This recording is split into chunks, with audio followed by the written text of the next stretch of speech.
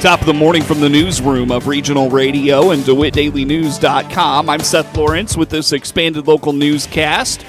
Brought to you by Baum Chevrolet Buick in Clinton, your Silverado headquarters, and the morning show streams to Facebook and YouTube. It's brought to you by Peterson Insurance, your Pekin insurance agents in Clinton.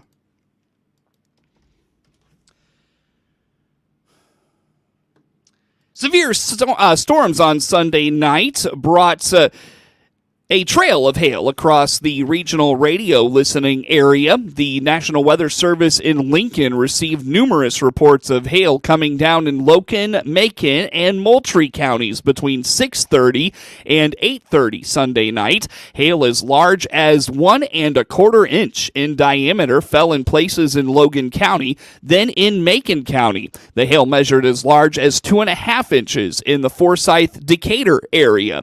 Hail was still 1 3/4 inches in size by the time the storms reached extreme northern Moultrie County. Damage reports received by the Weather Service indicate thunderstorm wind damage in Middletown in Logan County at 6:54 Sunday night. The storms continued pounding east central Illinois for the remainder of the evening. A Central Illinois mental health professional is anxiously awaiting the results of the Illinois Youth Survey results, which is wrapping up across the state.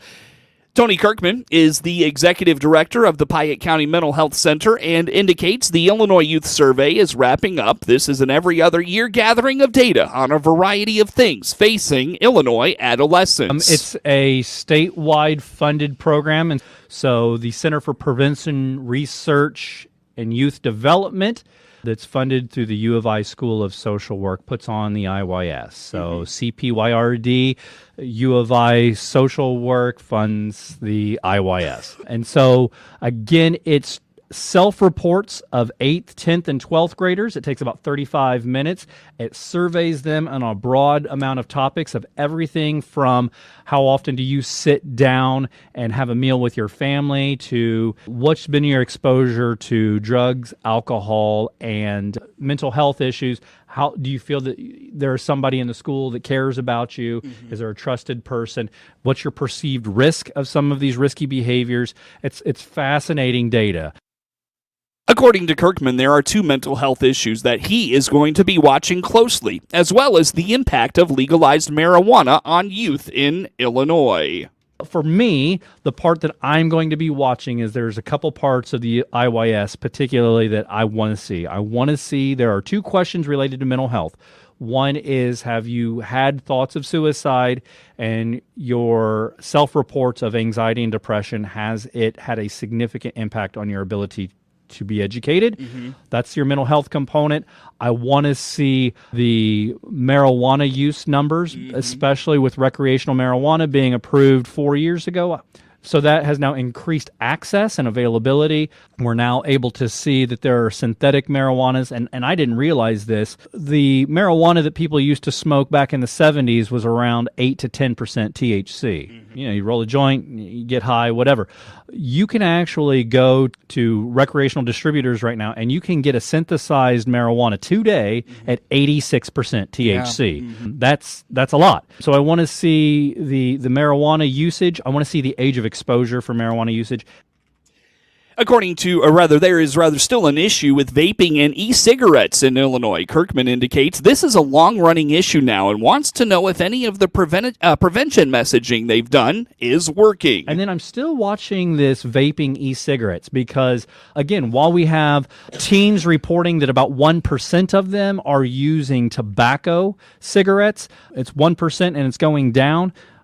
We're not seeming to really get that e-cigs number down, and now I'm even reading that we have another nicotine method that teens are starting to use that's like a pouch. I think it's like in-fly. Like a dip? Well, yeah. I mean, if you remember back in the day, it was like a Bandit, you know, where it was like a tobacco pouch and you would put it in there. But this is straight nicotine. So it's not the tobacco. It's straight nicotine at about 1.5 times the potency level. Oh, my. And I believe it's called like in-fly. And so the people that are using them, and roll your eyes, everybody that listens to this, they're called influencers or influencers. And again, it's social media getting getting out there. So I want to see the vapes. I want to see the marijuana usage. I want to see what's working as far as in targeting prevention message and how we can help.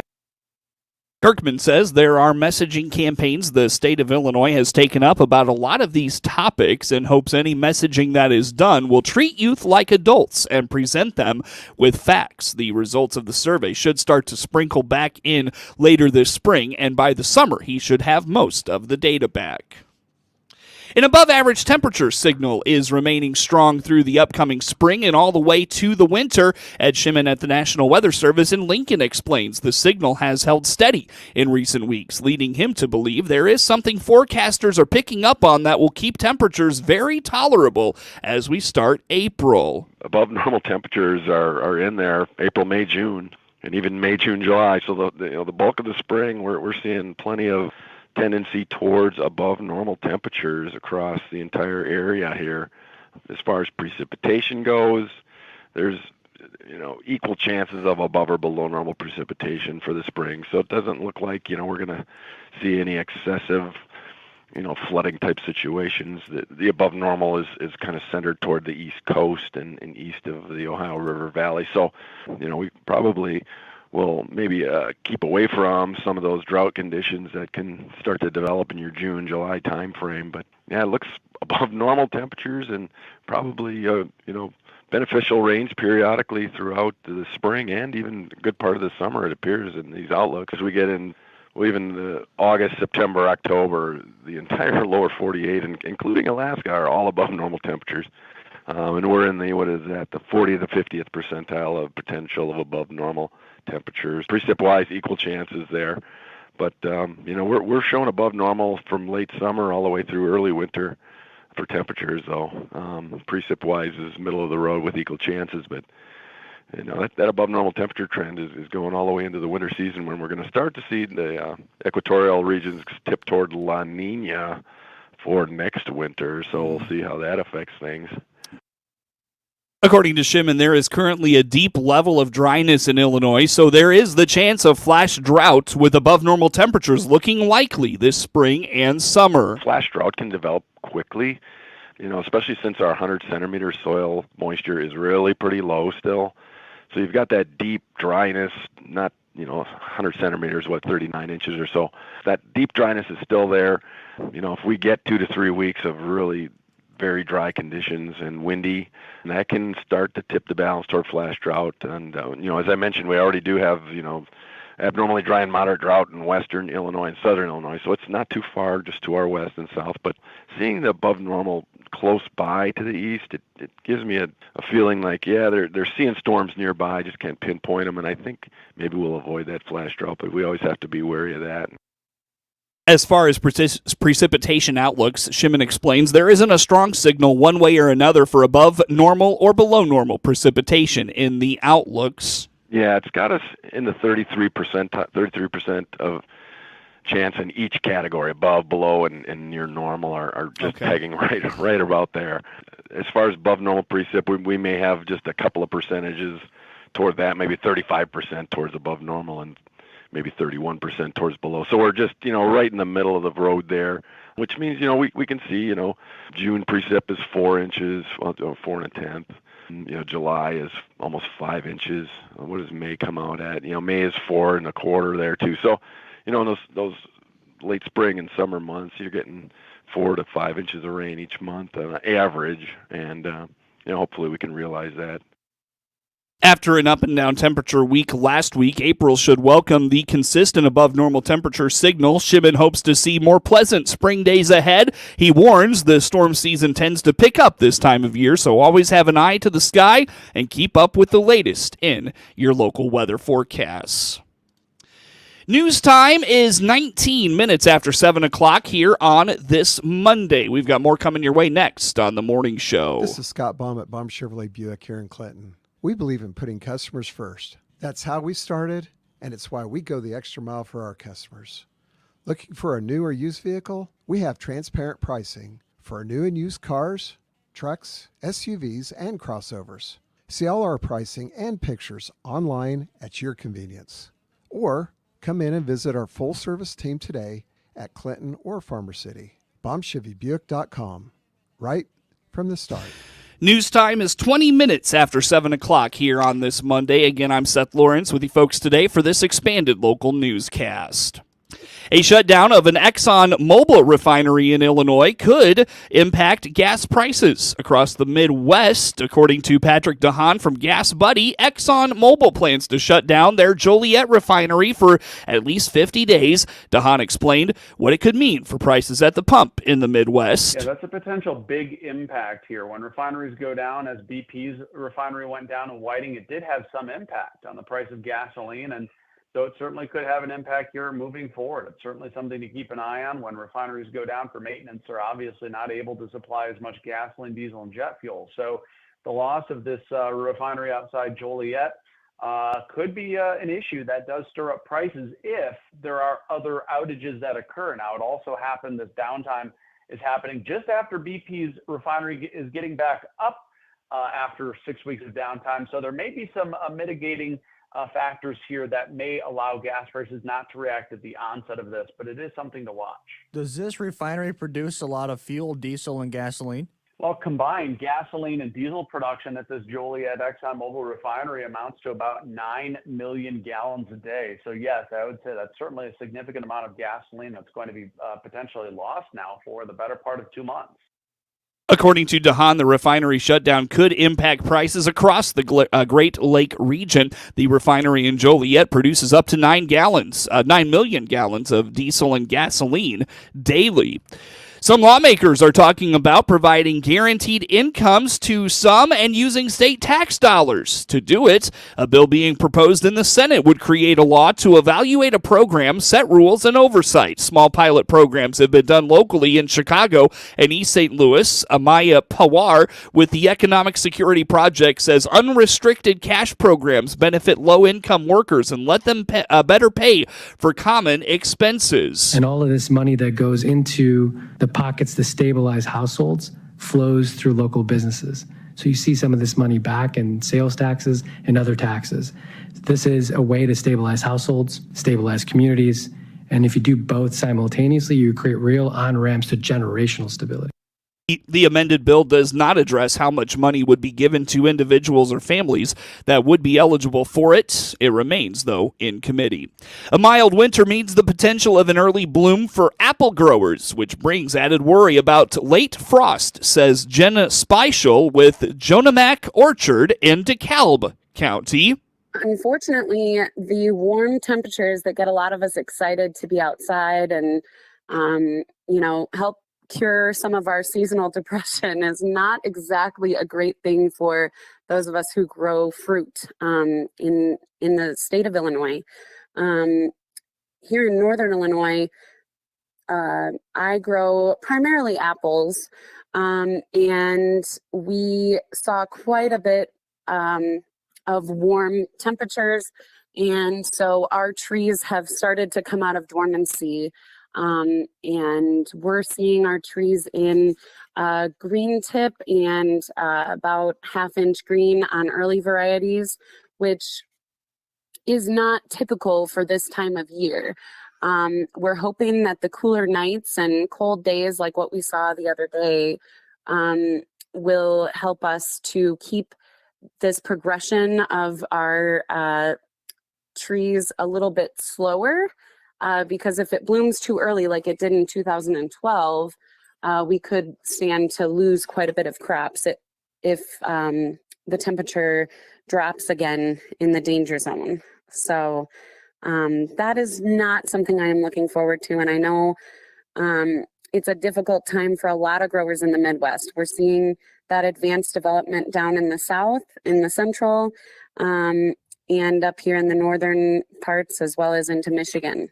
So it's something we're all kind of a little on edge about right now. Speichel is now chairman of the Illinois Specialty Growers Association. Habitat for Humanity has begun constructing a groundbreaking subdivision in Aurora. Each of the 17 homes in Habitat Green Freedom Subdivision will have solar panels and other technology meant to cut the net energy consumption to zero. Fox Valley Habitat Director of Operations Terry Jeffries says NICOR will study the homes for 2 years to see if they really are net zero and can serve as models for more home building nationwide. The long-term goal is that this will be the norm because, from an affordability perspective, we need the mortgages to be affordable. We need the utilities to be affordable. We need families to be able to age in place so that they don't have to incur the expenses of multiple moves throughout their aging process. And we're going to be able to take this model and place it on properties all over the nation. So we've got Habitat watching us, we've got the government watching us, we've got utilities watching us, and we're going to replicate this and actually bring down energy costs for homeowners across the country. Habitat for Humanity helps low-income people become homeowners. It keeps mortgages costs down through donations and volunteer labor when it can. Energy efficiency will keep the cost to live in a home down as well. The flow of cattle into feedlots is continuing at high levels. Gary Crawford has this report. A record high number of cattle placed into feedlots in February. The USDA reporting placements at about 1.9 million head, up 10% from February a year ago. USDA livestock analyst Mike McConnell says most folks were not expecting that large of an increase, but consider this. In January, we actually had a relatively low placement number. That was due to the winter storms that we had across the Midwest that came in early January, which delayed some of those placements. So some of the increase that we saw in placements during February was the fact that we were making up for some of the weather incidents that occurred during January. Putting feedlot placements up at historical levels also, according to Mike. Prices for feeder cattle are also very strong. They're also at historic levels. During February at Oklahoma City, prices for 750 to 800 pound cattle averaging $241 a hundredweight. It was only $184 during February last year. So obviously, there's a lot of opportunity for cow-calf operators to, market their feeder cattle and, get a good return on those animals that they're taking off pasture or taking off winter wheat pasture and placing them into feedlots. Now there's good returns for it. There's also still relatively robust demand for beef in the country.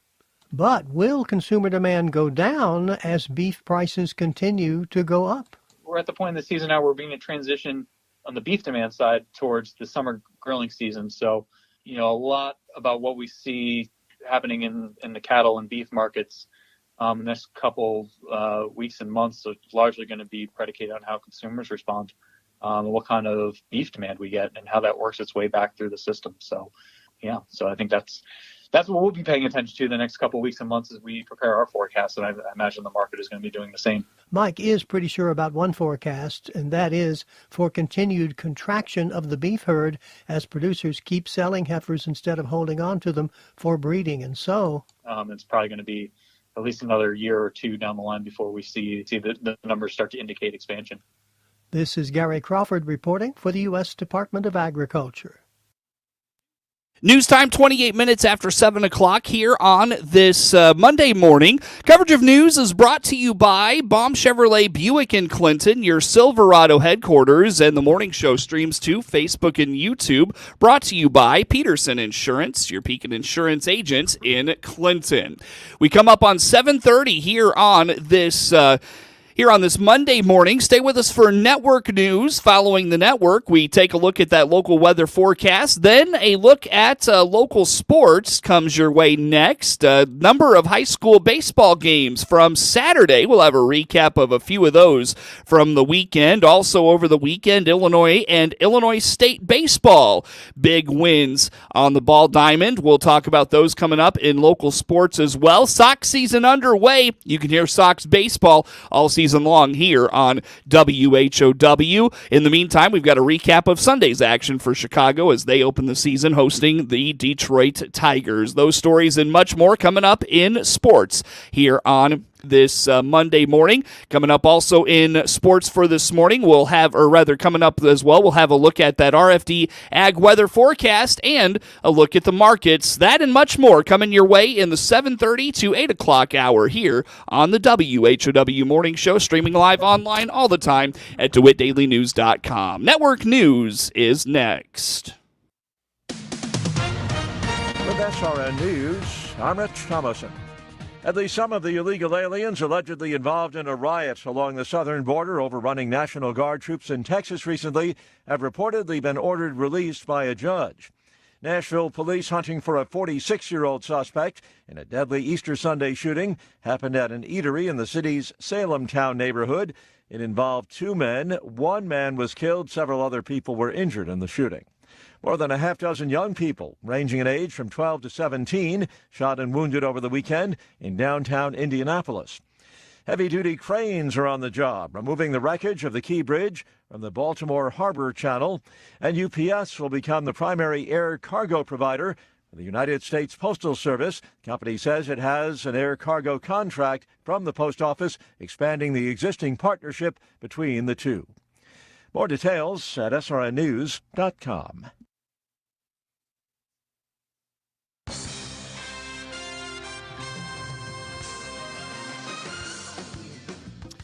Time now for a look at sports. I'm Seth Lawrence with this report.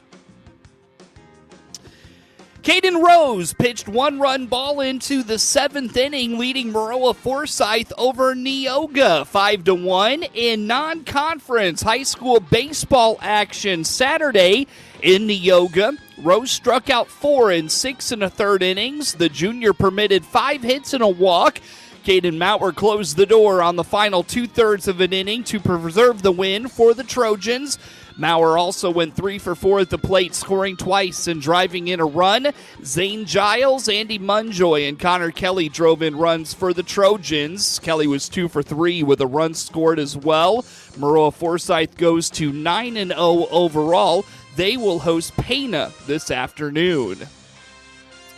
Mount Pulaski made easy work of Decatur Eisenhower in a 14-0 5-inning run rule win Saturday in Decatur. Eric Cooper went 4 hitless innings for the Hilltoppers. He struck out 8 and walked just 1, facing 2 over the minimum. Preston Cowan was 2 for 2 with 3 RBIs, while Aaron Volley finished 1 for 2 with 2 runs driven in for Mount Pulaski. Luke Martin tripled, going 2 for 3 with an RBI, and Tucker Fitzpatrick scored 3 runs and doubled in his only plate appearance. The Hilltoppers are 8-0 on the season and will host Arthur Lovington now at Hammond Tuesday in non-conference play. Illinois swept Sunday's doubleheader against Penn State at Illinois Field, completing a series sweep over the Nittany Lions. The Illini slugged 11 home runs, 6 in the first game and 5 in the second. They also scored double-digit runs in both games and have done so in 5 straight overall. In Game 1, Illinois overcame an early 6-0 deficit, erupting for 17 runs on 16 hits, earning the run rule victory. Brody Harding went 2 for 4 with 3 runs scored, 2 home runs, and 4 RBIs. His 3-run home run in the 8th inning capped a 10-run frame and ended the ball game. Drake Westcott went 2 for 4 with 3 runs, 2 home runs, 3 RBIs, and a walk. Cameron Chialoy finished 3 for 3 with 2 runs and an RBI, 2 RBIs. Every Illinois starter reached base in the victory. Corey Bunselmeyer picked up the win out of the bullpen, going 2 2/3 scoreless innings, allowing just 3 hits and striking out 2. Jake Rons tallied his second save of the season, working a scoreless 8th inning. In Game 2, Illinois again overcame an early deficit, this time bouncing back from a 4-0 hole to earn a 12-8 comeback victory. Jacob Schroeder went 2 for 3 with 3 runs scored, 2 home runs, and 6 RBIs, including the go-ahead grand slam with 2 outs in the 5th. Colton Quagliano and Cal Hezja posted 3-hit games and went yard, combining for 3 RBIs. Ben Plumlee took the win out of the bullpen, and Joe Glassy picked up the save, by allowing just 1 run over the final 3 2/3 innings of the game, yielding just 3 hits and whiffing 6 batters. The Illini have now won a season-high 5 straight games and have won 9 straight Big Ten games at home, dating back to last season. The Illini visit Illinois State on Tuesday. Illinois State's offense was clicking on all cylinders on Sunday at Hammons Field as Daniel Pasella blasted a pair of home runs, leading the Redbirds to an 11-2 win over Missouri State, completing the 3-game weekend series sweep. Illinois State got a home run from Augie Rasmussen as the Birds led 10-1 after 6 innings. Noah Smith opened the scoring with an RBI single in the second. An RBI hit from JT Sokolov opened the 5th inning scoring, but it was Pasella and Rasmussen delivering the big blows of the inning, a pair of 2-run home runs as the Birds led 6-1 after the first 4.5 innings. Junior Tanner Perry conceded just a run to the 10-15 Bears in 7 innings as he got the Sunday start for ISU. The Redbirds have moved to 14-11 overall and 4-2 in the Missouri Valley Conference. They're scheduled to return home to host Illinois on Tuesday at Duffy Bass Field. Jack Flaherty pitched 6 effective innings in his Detroit debut, and Andy Ibanez snapped a tie with a pinch hit single in the 9th inning, sending the Tigers to a 3-2 victory over the Chicago White Sox on Sunday. In a game heard here on WHOW, Kerry Carpenter and Jake Rogers homered for the Tigers, who are 3-0 for the first time since 2016. Each of their wins in their season-opening series at Chicago was decided by 1 run. Paul DeYoung and Corey Lee went deep for Chicago. Here's the pitch. DeYoung drives it the other way in the air deep. It is gonna go up the top of that fence area, and it bounds over the bullpen, and we're tied at 2. Motions and throws, and Lee hits one a ton left center, and it is gone. Corey Lee makes it 1-0. Eric Fetty struck out 7 and allowed 5 hits in 4 2/3 innings in his White Sox debut. And the pitch, he got him. Boy, that sinker started off the outside and it ended up right on the corner. 2-2. Swing and a miss. He got him on a splitter for strike 3. A stretch, and the next 3-2. Baez swings and misses on a sweeper. 2-2. Swing and a miss, strike 3. And at the same school that Bryant went to? The right-hander signed a $15 million 2-year contract in December after pitching in South Korea last season. Tyler Holton earned the win, striking out 4 in an inning and a third. Jake Foley got Andrew Vaughn and Braden Shoemake to ground out to earn his 2nd save. Chris Flexen faces the Atlanta Braves and right-hander Charlie Morton tonight. Flexen signed with Chicago in free agency. Ian Happ tied a career high with 4 hits and drew a tie-breaking bases-loaded walk from Jose Leclerc in a 4-run 9th inning, helping the Cubs beat the Texas Rangers 9-5 Sunday, salvaging the finale of their opening 3-game series. With the score tied at 5, Leclerc walked Michael Busch with 1 out, allowed Nico Horner's swinging bunt single down the third base line, then walked Mike Tauchman. Miles Mastrobuoni grounded into a force out at the plate, but Happ fell behind in the count 1-2 and walked on a full count fastball that sailed wide. Saya Suzuki greeted Jacob Latz with a 2-run single. Cody Bellinger would single in the final run. Hector Neris pitched a 1-hit 8th inning. 4 Chicago relievers combined to shut out the Rangers over the final 5 innings on 2 singles and a walk with 7 strikeouts.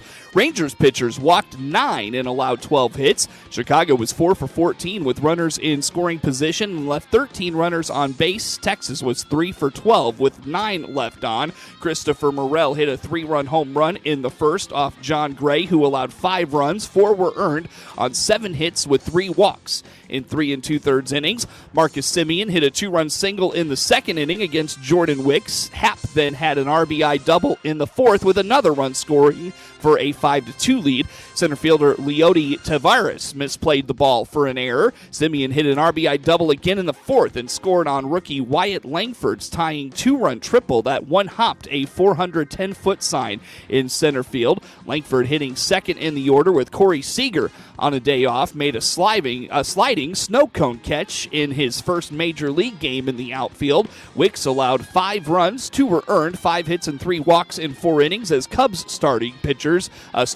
combined for 12 1/3 innings in the series. Shota Imanaga will start the team's home opener tonight against the Rockies and right-hander Dakota Hudson.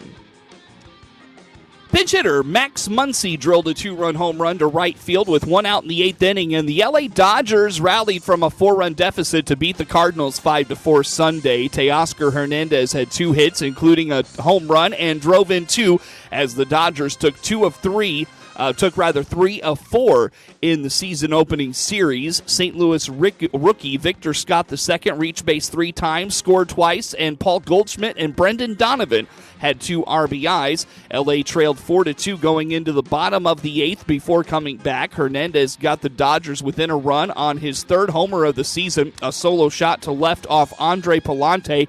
Chris Taylor drew a walk before John King came in to replace Palante. Muncy then hit a hanging slider over the wall in right center off King, who was called up from AAA Memphis Sunday morning. Scott got his first big league hit with an infield single in the 3rd. After advancing to second on Mason Wynn's single, he scored on Goldschmidt's single off Dodgers starter Gavin Stone. Scott led off the 5th with a double off the wall in left center and made it 2-0 on Donovan's base hit. The Cardinals extended their lead to 4-0 in the 6th with a pair of runs with 2 outs and the bases loaded. Donovan was hit by Alex Vicia's fastball to bring in Wilson Contreras, and Goldschmidt reached on catcher interference to score Jordan Walker. Cardinal starter Steven Matz kept the Dodgers in check before tiring in the 6th. Shohei Ohtani led off the inning with a ground rule double down the right field line. Ohtani came home 2 batters later on Hernandez's double. Matz allowed 2 runs and 5 hits in 5 1/3 innings. The Cardinals open a 3-game series at San Diego Monday. Kyle Gibson makes his first start of the season.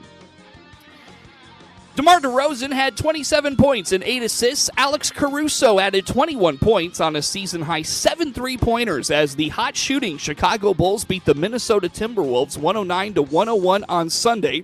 Nikola Vucevic had 19 points and 8 rebounds. Kobe White scored 17, and Ayo Dosunmu added 13 for the Bulls, who shot 52.5% from the floor, including 58.6% from 3. Anthony Edwards led the Timberwolves with 22 points and 11 rebounds. He also had 6 of Minnesota's 14 turnovers. Rudy Gobert had 19 points and 10 boards. Mike Conley finished with 19 points and 7 assists. Naz Reid had 14 for the Timberwolves, who were trying to clinch a Western Conference playoff spot. Caruso's impact wasn't limited to shooting. He also had 5 assists, 5 rebounds, and 5 steals, and kept Edwards in check on defense, holding Minnesota's leading scorer to 0 for 5 from beyond the arc. Minnesota trailed by as much as 16 in the 3rd, but the Wolves chipped away, finally taking the lead 98-96 on a Gobert 3-point play with 5:21 remaining. That was part of a 9-0 run that brought the packed Target crowd to its feet, but DeRozan answered with a steal and a transition layup, then buried a 3 to put the Bulls back on top. Caruso then hit his 7th 3-pointer, and White scored on a fast break as the Bulls went up 106-99 with 2:03 to play. They will host Atlanta on Monday. Denny Hamlin won the race off pit road with Joe Gibbs Racing teammate Martin Truex Jr. after a caution with 2 laps to go and won in overtime at Richmond Raceway on Sunday night. Truex dominated the second half of the NASCAR Cup Series race, leading 288 laps and seemed poised to hold off challenges from Joey Logano and Denny Hamlin for the final 2 laps, but Kyle Larson got nudged from behind on the front straightaway and skidded into the infield, causing a caution. Larson had been fading fading from contention before the spin. On the restart, Hamlin got a good jump from the inside lane, withstood a challenge from the outside from Truex, and held off his Toyota teammate and two other challengers for the surprise victory. Hamlin's win was his second this season, the fifth of his career at what he considers his home track, and the 53rd of his career, but it left Truex unhappy with several drivers involved. NASCAR reviewed the restart and says it was within the rules. The victory pulled the four Gibbs Toyota teams even with the four Chevrolet teams from Hendrick Motorsports with 3 victories each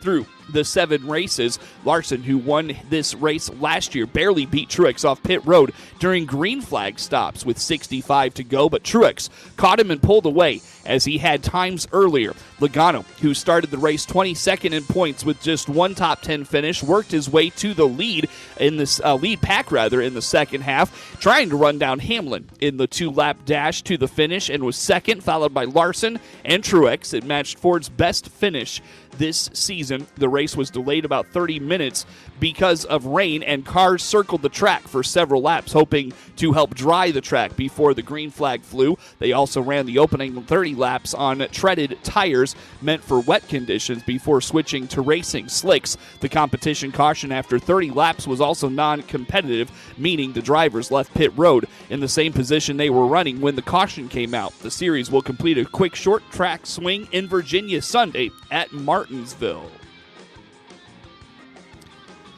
Get sports anytime at DeWittDailyNews.com.